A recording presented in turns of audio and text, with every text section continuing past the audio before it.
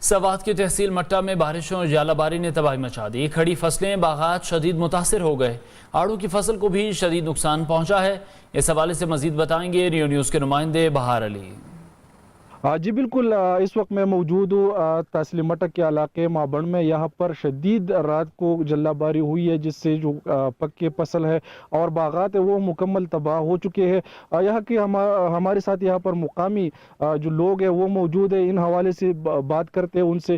ہم حکومت سے، وفاقی حکومت سے اور صوبائی حکومت دونوں سے جو ہے نا درخواست کرتے ہیں کہ یہ ٹیمیں مقرر کر کے اور اس کا جو ہے باغوں کا باقاعدہ جو ہے نا معائنہ کرے، اس لیے کہ تقریباً 80% سے لے کر 90% تک باغات جو ہے نا تباہ ہو گیا ہے۔ یہ لوگ بھی امید رکھتے ہیں کہ وہ بھی ان کی جو نقصانات کو مد نظر رکھتے ہوئے یہاں پر جو ریلیف کمیٹی ہے ان کو ہدایات دے کر یہاں پر مقامی وزٹ کریں گے اور ان لوگوں کی جو نقصانات ہیں ان کا ازالہ کریں گے۔ کہاں گئے سب ڈاکٹر صاحبہ؟